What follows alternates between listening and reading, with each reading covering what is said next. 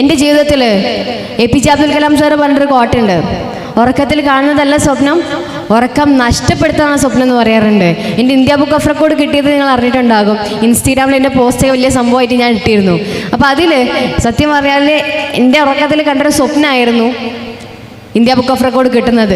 Application അയച്ചുകൊണ്ടേയിരുന്നു, 4 പ്രാവശ്യം reject ചെയ്തു. പക്ഷേ വീണ്ടും ഇങ്ങനെ അയച്ചുകൊണ്ടേയിരിക്കുകയാണ്, പ്രാർത്ഥിച്ചുകൊണ്ടും അതുപോലെ തന്നെ എൻ്റെ മനസ്സിലുള്ള വിഷ്വലൈസേഷൻ കൊണ്ടും വീണ്ടും വീണ്ടും പ്രാർത്ഥിച്ച് അൽഹംദുലില്ലാ അതെൻ്റെ കൈ കിട്ടി. അപ്പോഴാണ് സ്വപ്നത്തിൻ്റെ വാല്യൂം അതുപോലെ തന്നെ പ്രാർത്ഥനയുടെ വാല്യൂ ഞാൻ കൃത്യമായിട്ട് മനസ്സിലാക്കുന്നത്. പ്രാർത്ഥനയുടെ വാല്യൂം അപ്പോഴാണ് കൃത്യമായിട്ട് മനസ്സിലാക്കുന്നത്. അതുകൊണ്ട് തന്നെ ഞാൻ വീണ്ടും പറയുന്നു, പ്രാർത്ഥിക്കുന്ന സമയത്ത് നിങ്ങൾ നിങ്ങളുടെ ആഗ്രഹങ്ങളെ റബ്ബിൻ്റെ അടുത്ത് പറയുന്ന സമയത്ത് എനിക്കിത് കിട്ടുമോ എന്നുള്ളൊരു സംശയബോധം മാറ്റിവെച്ചിട്ട് എൻ്റെ റബ്ബിൻ്റെ അടുത്ത് പ്രാർത്ഥിച്ച് എനിക്ക് ഉത്തരം കിട്ടും എന്നുള്ള കൃത്യമായ ബോധം നിങ്ങൾ ക്രിയേറ്റ് ചെയ്യുക. സംശയബോധം നിങ്ങൾ ഒന്ന് മാറ്റിവെക്കുക. പല സാഹചര്യങ്ങളും നമ്മൾ പ്രാർത്ഥിക്കുന്ന സമയത്ത് നമ്മളിങ്ങനെ ആലോചിക്കും, ഇതൊക്കെ വലിയ വലിയ ആഗ്രഹങ്ങളല്ലേ, ഇതൊക്കെ പ്രാർത്ഥിച്ചാൽ ഉത്തരം കിട്ടുമോ? അത് മാറ്റിവെച്ചിട്ട് എൻ്റെ റബ്ബിൻ്റെ അടുത്ത് ഞാൻ പറയുന്നത്, എൻ്റെ റബ്ബ് ഉത്തരം തന്നില്ലെങ്കിൽ പിന്നെ എനിക്ക് ആരാ ഉത്തരം തരാനുള്ളത്? എൻ്റെ റബ്ബ് എനിക്ക് ഉത്തരം തരും. ആ ഒരു ബോധം ക്രിയേറ്റ് ചെയ്യുക. പലസ്തീനിൽ നമ്മൾ കാണുന്നുണ്ട്, പലസ്തീനിലെ സഹോദരിമാരും നമ്മൾ കാണുന്നുണ്ട്. അവരുടെ വിശ്വാസം നിങ്ങൾ നോക്കിയോ? അവരുടെ ഈമാൻ്റെ ഉറപ്പ് നിങ്ങൾ നോക്കിയോ? എന്ത് വന്നാലും റബ്ബുണ്ടെന്ന് പറഞ്ഞുകൊണ്ട് അവരുടെ ആ ഉറച്ച മനസ്സോട് കൂടിയിട്ടാണ് അവരവിടെ നിൽക്കുന്നത്. കുഞ്ഞു പിഞ്ഞുങ്ങളെ കൊല്ലുന്ന സമയത്ത് ചിരിച്ചുകൊണ്ടൊക്കെ ചെറിയ മക്കൾ ചിരിച്ചുകൊണ്ടായിരിക്കുന്നത്. കൊന്നോളൂ എന്ന് പറഞ്ഞ കുറേ മക്കൾ കൂടെ സ്വർഗത്ത് പോകാന്നുള്ള സന്തോഷത്തോട് കൂടിയിട്ട് ആ ഒരു ഈമാൻ്റെ ഉറപ്പ് നമ്മൾ ക്രിയേറ്റ് ചെയ്യണം. ആരെന്ത് നമ്മുടെ മുന്നിൽ വന്നാലും എൻ്റെ ഇസ്ലാം, എൻ്റെ മതം ഇതാണെന്ന് കൃത്യമായിട്ട് പറയാൻ പറ്റണം. ഇനി വരുന്ന ലോകത്ത്, ഇനി വരുന്ന ഇനി വരുന്ന ജനറേഷൻ കൊണ്ടുപോകേണ്ടത് നമ്മുടെ ബാധ്യതയാണ്. നമ്മളാണ് ഈ വരുന്ന ലീഡേഴ്സ് എന്ന് പറയുന്നത്. ഇവിടെ ഇരിക്കുന്ന ഓരോരുത്തരാണ് ഇനി വരുന്ന അപ്കമിങ് ലീഡേഴ്സ് എന്ന് പറയുന്നത്.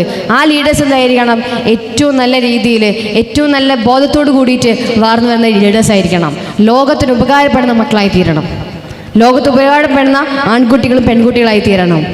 ആർക്കും ഒരു ദേഷ്യവും വിദ്വേഷവും പകയില്ലാത്ത നല്ല മനസ്സ്, നല്ല സ്നേഹം മാത്രം കൊടുക്കുന്നവരായി തീരണം നമ്മൾ. അവിടേക്കാണ് ശരിക്കും നമ്മുടെ സക്സസ് വരുന്നത്. അപ്പോൾ അതുകൊണ്ട് തന്നെ ഇവിടെ ഇരിക്കുന്ന ഓരോരുത്തരും എന്ത് ചെയ്യുക? ഒരുപാട് സ്വപ്നങ്ങൾ കാണുക, ഒരുപാട് സ്വപ്നങ്ങൾ കണ്ടുകൊണ്ടേയിരിക്കുക.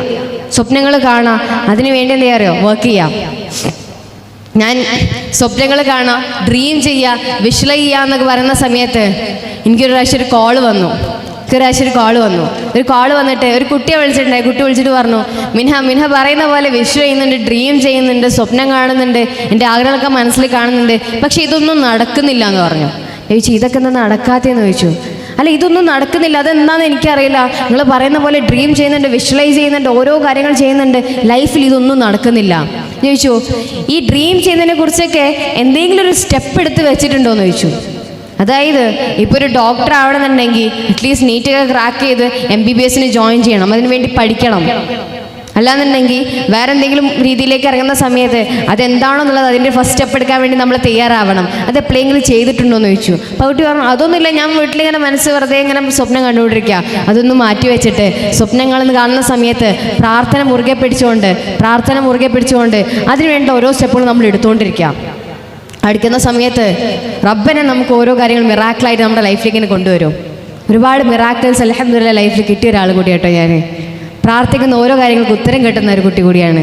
കിട്ടാത്ത സമയത്ത് ഞാൻ മനസ്സിൽ വിചാരിക്കും, ഇതിപ്പോൾ കിട്ടിയില്ലെങ്കിലും ഇത് കഴിഞ്ഞിട്ടുള്ള ലോകത്ത് എനിക്ക് എൻ്റെ റബ്ബ് എനിക്ക് അതിനുള്ള ഉത്തരം തരും എന്നുള്ള കൃത്യമായ ബോധമുണ്ട്. 5 വക്ത നമസ്കാരം എന്നുള്ളത് കൃത്യമായിട്ട് നമ്മൾ പാലിക്കാൻ നമ്മൾ ശ്രമിക്കാം. അത് മുറുകെ പിടിക്കാൻ നമ്മൾ ശ്രമിക്കുക. ഏത് സ്ഥലങ്ങളിലായിക്കോട്ടെ, എത്ര വലിയ തിരക്കുകളിലായിക്കോട്ടെ, എത്ര വലിയ അറിയപ്പെട്ട ആളായിക്കോട്ടെ, എന്തായാലും നമസ്കാരം എന്നുള്ളത് മുറുകെ പിടിക്കാൻ ശ്രമിക്കുക.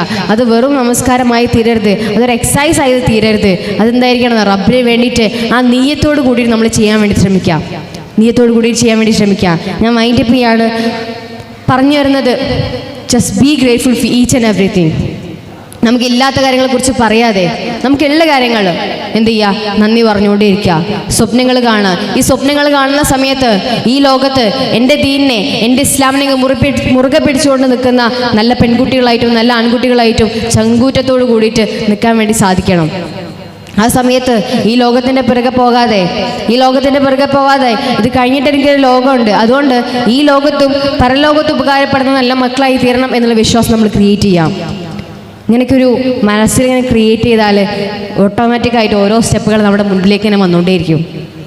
ഓട്ടോമാറ്റിക്കായിട്ട് നമ്മുടെ മുന്നിലേക്ക് വന്നുകൊണ്ടേയിരിക്കും. ഒരുപാട് പ്രണയം അതും ഇതൊക്കെ ആയിട്ട് എൻ്റെ മുൻപിൽ ഒരുപാട് സ്റ്റുഡൻസ് ആയിക്കോട്ടെ പാരൻസ് ആയിക്കോട്ടെ വരാറുണ്ട് കേട്ടോ. പ്രണയമൊക്കെ ആയിട്ട് പാരൻസൊക്കെ വരാറുണ്ട്, എൻ്റെ മോള് പ്രണയത്തിലാണെന്നൊക്കെ പറഞ്ഞിട്ട്. ഈ പ്രണയിക്കുന്ന സമയത്തൊക്കെ നിങ്ങൾ ആലോചിച്ച് നോക്കുക, ഒരുപാട് കാലം നമ്മളെ വളർത്തി, ഒരുപാട് കാലം നമ്മുടെ കൂടെ പല കാര്യങ്ങൾ ചെയ്തു തന്നു, 10 മാസം ചുമന്നു. ഞാൻ നമ്മുടെ അമ്മയുടെ കുറിച്ച് അങ്ങനെ വിവരീകരിച്ച് പോകുന്നൊന്നുമില്ല. നിങ്ങൾ കേട്ട് പല സൈക്കോളജിസ്റ്റുമാരുടെ അടുത്തേക്കോട്ടെ, നിങ്ങൾ കിട്ടുന്ന സ്കൂളുകളിൽ നിന്നുള്ള ക്ലാസ്സിലായിക്കോട്ടെ, ഇതൊക്കെ കേട്ടിട്ടുണ്ടാകും. പക്ഷെ ഇത് കേട്ടിട്ട് പോലും നമ്മൾ പല സാഹചര്യങ്ങളിലും അതിലേക്കൊക്കെ വഴി തിരിഞ്ഞുകൊണ്ടേയിരിക്കുക. പ്രണയം എന്നൊക്കെ പറയുമ്പോൾ പല കുട്ടികളും ഞാൻ കണ്ടിട്ടുണ്ട് പ്രണയത്തിലേക്ക് ചാടി, ഞാൻ ആളെ പേരോ ഒന്നും പറയുന്നില്ല, ചാടിയിട്ട് അത്രയും കാലം നോക്കിയിരുന്ന പാരൻസിനൊക്കെ ഒഴിവാക്കിയിട്ട് ആ ചെക്കൻ്റെ കൂടെ അല്ലെങ്കിൽ പെണ്ണിൻ്റെ കൂടെ പോകുന്നത്. നിങ്ങൾ ഇതൊക്കെ പോകുന്നത് നിങ്ങൾ ആലോചിക്കുക. അത്രയും കാലം നമുക്ക് വേണ്ടിയിട്ട് ചിലവുകളെടുത്ത, അത്രയും കാലം നമ്മൾ വളർത്തിയ പാരൻസ് നമ്മുടെ കൂടെയുണ്ട്. നമ്മുടെ പാരൻസ് നമ്മുടെ കൂടെയുണ്ട്. നമ്മുടെ ബാധ്യത എന്ന് പറയുന്നത് ഇതെൻ്റെ മോനാണ്, ഇതെൻ്റെ മോളെന്ന് പറയാൻ പറ്റുന്ന നല്ല പാരൻസ് ആക്കണം, നല്ല അഭിമാനിക്കുന്ന പാരൻസ് ആക്കി മാറ്റണം. അവിടെയാണ് ശരിക്കും നമ്മുടെ വിജയം വരുന്നത്. നിങ്ങളുടെ പാരൻസ് എന്ത് ചെയ്യണം? നിങ്ങളുടെ പാരൻസ് പറയണം നിങ്ങൾ ഓരോരുത്തരെ കുറിച്ച്, ഇതെൻ്റെ മോനാണ് കേട്ടോ അവിടെ നിൽക്കുന്നത്, എൻ്റെ മോളാണ് കേട്ടോ ആ രീതിയിൽ നിൽക്കുന്നത്. ആ രീതിയിൽ നിങ്ങൾ പാരൻസിനെ ക്രിയേറ്റ് ചെയ്ത് കൊണ്ടുവന്ന് നോക്കൂ, ഇത് ബ്യൂട്ടിഫുൾ ആയിരിക്കും. പ്രണയമൊക്കെ എന്ത് ചെയ്യുക, ഒന്ന് മാറ്റി വെച്ചിട്ട് എൻ്റെ ലൈഫ് ഫോക്കസ് ഇതാണ്, കല്യാണം അത് ഇതൊക്കെ അത് അതിൻ്റെ ടൈമിൽ നടക്കും, നമ്മൾ വെറുതെ അതിലേക്ക് പോകുന്നില്ല എന്നുള്ള ഉറച്ച മനസ്സോട് കൂടിയിട്ട് നിൽക്കുക. ഹറാമായ കാര്യങ്ങളിൽ നിന്ന് ഒഴിവാക്കിയിട്ട് ഹലാലായ രീതിയിൽ മുന്നോട്ട് പോവാം. ഒരുപാട് മാതാപിതാക്കൾ എൻ്റെ അടുത്ത് വന്ന് കരയാറുണ്ട്, ഫോൺ വിളിച്ച് പോലും കരയാറുണ്ട്.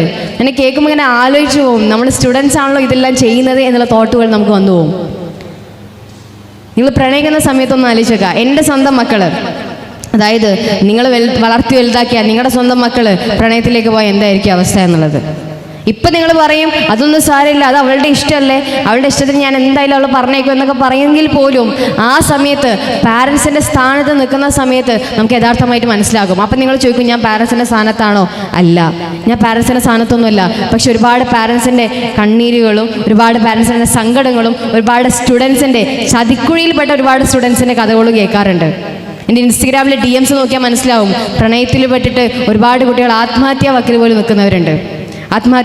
നിൽക്കുന്നവരുണ്ട്. ഒരു ചെറിയ കാര്യങ്ങൾ പറഞ്ഞിട്ട് ഞാൻ എല്ലാം വൈൻഡപ്പ് ചെയ്യാം. നമ്മുടെ ജീവിതം എന്ന് പറയുന്നത് ഒരു പുസ്തകം പോലെയാണ്. ആത്മഹത്യ എന്നൊക്കെ ആലോചിക്കുന്ന സമയത്ത് ഒന്ന് ആലോചിക്കുക, ഇനി എത്രങ്ങാനും കാര്യങ്ങൾ എൻ്റെ ലൈഫിലേക്ക് വരാനുണ്ട്. ചെറിയ കാര്യങ്ങൾക്കായിരിക്കും നമ്മൾ ആത്മഹത്യയിലേക്ക് പോകുന്നത്.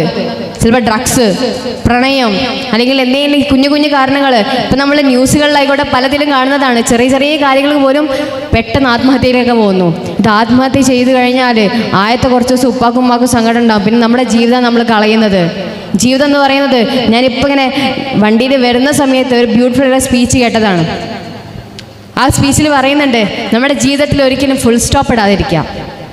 ഫുൾ സ്റ്റോപ്പ് ഇടുന്നതിന് പകരം കോമ ഇട്ട് കൊടുക്കുക. എന്താ, അതങ്ങനെ ബ്യൂട്ടിഫുള്ളായിട്ട് പീസ്ഫുള്ളായിട്ട് മുന്നോട്ട് പോയിക്കൊണ്ടേയിരിക്കും. നിങ്ങളുടെ മുൻപിലേക്ക് ആരെങ്കിലും ആത്മഹത്യ ശ്രമത്തോട് കൂട്ടിയിട്ട് നമ്മുടെ മുന്നിൽ വരുന്നു, സങ്കടങ്ങൾ പറയുന്നു. ആ പറയുന്ന സമയത്ത് ഒന്ന് ചേർത്ത് പിടിച്ചുകൊണ്ട് ഇതിനൊക്കെയാണോ നിങ്ങൾ ആത്മഹത്യ ചെയ്യാൻ പോകുന്നത് എന്ന തരത്തിലുള്ള തോട്ടൊക്കെ മാറ്റിയിട്ട് കോമ ഇട്ടുകൊണ്ട് അവരുടെ ജീവിതം മുന്നോട്ട് കൊണ്ടുപോകാൻ വേണ്ടിയിട്ട് നമ്മൾ നയിക്കുക. നല്ലൊരു പുസ്തകമാക്കി മാറ്റുക ജീവിതം എന്ന് പറയുന്നത്. നല്ലൊരു പുസ്തകമാണ് ജീവിതം. അത് നല്ല രസത്തോട് കൂടിയിട്ട് ഇങ്ങനെ കൊണ്ടുപോയാൽ നല്ല ഭംഗിയാണ്. അത് വായിക്കാനായിക്കോട്ടെ, അത് കാണാനായിക്കോട്ടെ, അത് രസിക്കാനായിക്കോട്ടെ, ഭയങ്കര സന്തോഷത്തോടുകൂടി മുന്നോട്ട് പോകാൻ പറ്റും. അതുകൊണ്ട് ജീവിതത്തിൽ ഫുൾ സ്റ്റോപ്പ് ഇടാതെ കോമ ഇട്ടുകൊണ്ട് മുന്നോട്ട് പോകാം. ആത്മഹത്യാ തോട്ടുകളൊക്കെ വരുന്ന സമയത്ത് എൻ്റെ ജീവിതത്തിൽ ഇനി എത്രങ്ങാനും കാര്യങ്ങൾ എനിക്ക് എൻ്റെ എക്സ്പീരിയൻസ് ചെയ്യാനുണ്ട്, എത്രങ്ങാനും കാര്യങ്ങൾ എൻ്റെ പാരൻസിനെ എനിക്ക് ചെയ്തു കൊടുക്കാനുണ്ട്. ആ ഒരു തോട്ട് കൊണ്ടുവന്നാൽ നല്ല ബ്യൂട്ടിഫുൾ ആയിട്ട് ലൈഫ് മുന്നോട്ട് പോകുന്നത് കാണാൻ വേണ്ടി സാധിക്കാൻ പറ്റും. അപ്പോൾ പ്രണയം, ഡ്രഗ്സ് എന്നതിലേക്കൊക്കെ പോകുമ്പോൾ ഒന്ന് നിങ്ങളുടെ പാരൻസിൻ്റെ മുഖം ഒന്ന് ആലോചിച്ച് നോക്കുക. ഒരു കാലത്ത് ഇനി വരുന്ന ലോകത്തിൽ നമ്മൾ എന്ത് ചെയ്യണം? നമ്മൾ ഇതേപോലെ പാരൻസ് ആവേണ്ടതാണ്. അപ്പോൾ എൻ്റെ മക്കൾ ഇതെന്നോട് ചെയ്താൽ എങ്ങനെ ഉണ്ടായിരിക്കുമെന്ന് ആലോചിച്ചാൽ മതി. ഇപ്പം നിങ്ങൾക്ക് തോന്നും ഇതൊന്നും പ്രശ്നമില്ല, അതൊക്കെ അവിടെ ഇഷ്ടമല്ലേ, പക്ഷെ ആ സമയത്തേക്ക് എത്തുമ്പോൾ നമുക്ക് കാണാം. അതുകൊണ്ട് തന്നെ നല്ല മക്കളായിട്ട്, നല്ല മക്കളെന്ന് പറയുന്നില്ല, നല്ല സിസ്റ്റേഴ്സ് ആൻഡ് ബ്രദേഴ്സ് ആയിട്ട് എന്ത് ചെയ്യുക, മുന്നോട്ട് പോവുക. ദീനും ഇസ്ലാമും മുറുകെ പിടിച്ചുകൊണ്ട് ഹലാലായ മാർഗത്തിൽ ഡ്രീം ചെയ്യുന്ന, സ്വപ്നങ്ങൾ നാളുന്ന, ലോകത്ത് അറിയപ്പെടാൻ പോകുന്ന നല്ല മക്കളായിട്ട്, നല്ല ലീഡേഴ്സായിട്ട് മുന്നോട്ട് പോവാം. ഇനി വരുന്ന ലീഡേഴ്സാണ് ഇവിടെ ഇരിക്കുന്നത്, അപ്കമിങ് ലീഡേഴ്സ്. ഞാൻ അങ്ങനെ തന്നെ പറയുന്നു, അപ്കമിങ് ലീഡേഴ്സാണ് ഇവിടെ ഇരിക്കുന്നത്. എനിക്ക് ഇങ്ങനെ ഈ വേദിയിൽ നിൽക്കുന്ന സമയത്ത് ശരിക്കും ഓർമ്മ വരുന്നത് ഒരു കാലത്ത് ഹൈസക്കിൽ അവിടെ എവിടെയോ ഇരുന്നൊരു പെൺകുട്ടിയാണ്. കാരണം ചെറുപ്പം മുതലേ ഹൈസെക്കൻഡ് ആയിക്കോട്ടെ അങ്ങനെയുള്ള പ്രോഗ്രാമിലൊക്കെ കാണുമ്പോൾ ഞാൻ അവിടെ ഇരിക്കുമ്പോൾ കണ്ടിട്ടുണ്ടായിരുന്നത് ഇങ്ങനെയുള്ളൊരു വേദിയിൽ ഞാനിവിടെ വന്ന് സംസാരിക്കുന്നതാണ്. അൽഹംദുലില്ലാഹ് എനിക്കത് അച്ചീവ് ചെയ്യാൻ പറ്റി പ്രാർത്ഥനയോട് കൂടിയിട്ട്. അപ്പോൾ അതുകൊണ്ട് തന്നെ നിങ്ങൾ എന്ത് ചെയ്യുക, സ്വപ്നങ്ങൾ കാണാൻ പഠിക്കുക, ഹലാലായ മാർഗത്തിൽ ഇഷ്ടപ്പെടുന്ന റബ്ബിനെ ഇഷ്ടപ്പെടുന്ന രീതിയിൽ എന്ത് ചെയ്യുക, മുന്നോട്ട് പോകാൻ വേണ്ടി ശ്രമിക്കുക. എപ്പോഴും ദീന് മുറുകെ പിടിച്ചുകൊണ്ട് നല്ല സ്വപ്നങ്ങൾ കാണുന്ന നല്ല മക്കളായി തീരുക. ഗ്രേറ്റ്ഫുൾ ആവുക, ഓരോ കാര്യത്തിനും നന്ദി പറഞ്ഞുകൊണ്ടേയിരിക്കുക. ദേഷ്യവും വിദ്വേഷവും പകയൊന്നും ഇല്ലാത്ത സ്നേഹം മാത്രം കൊടുക്കുന്ന ഞാൻ വീണ്ടും പറഞ്ഞു, സ്നേഹം മാത്രം കൊടുക്കുന്ന നല്ല മനുഷ്യരായിട്ട് നമ്മൾ മാറിത്തീരുക. അപ്പോൾ അതുകൊണ്ട് തന്നെ എല്ലാവർക്കും all the very best wishes. ഒരുപാട് സന്തോഷം.